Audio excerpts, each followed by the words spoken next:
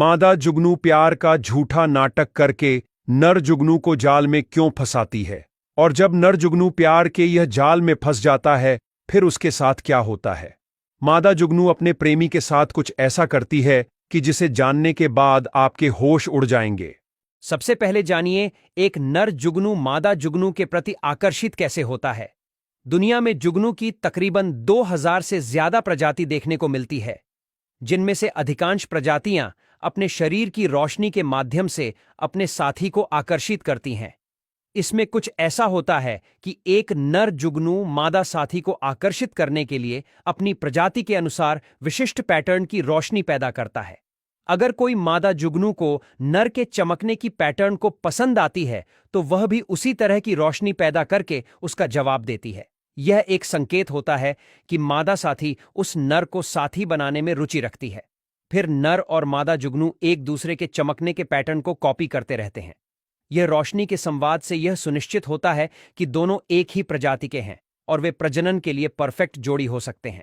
लेकिन अब जानते हैं कि मादा जुगनू प्यार का झूठा नाटक करके नर जुगनू को जाल में कैसे और क्यों फंसाती है।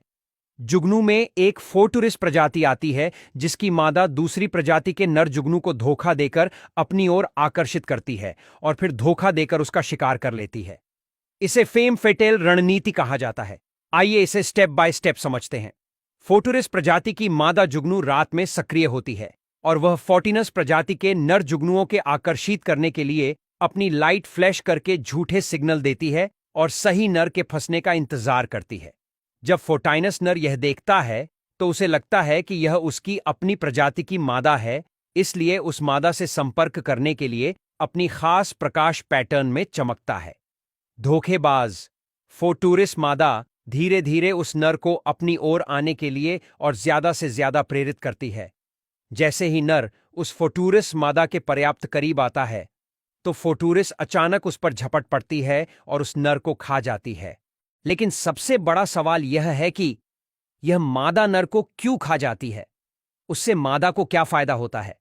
दरअसल नर फोर्टिनस के शरीर में लूसिबूफाजिन्स नामक एक विषैला रसायन होता है।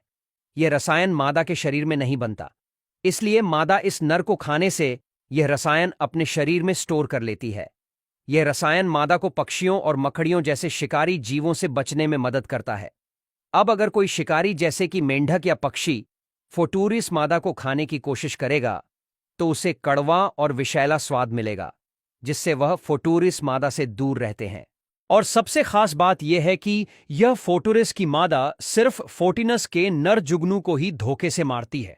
जबकि मादा की अपनी प्रजाति का कोई नर उसके करीब आता है तब वह उसके साथ नॉर्मल तरीके से प्रजनन ही करती है, उसको इस तरह धोखे से नहीं मारती।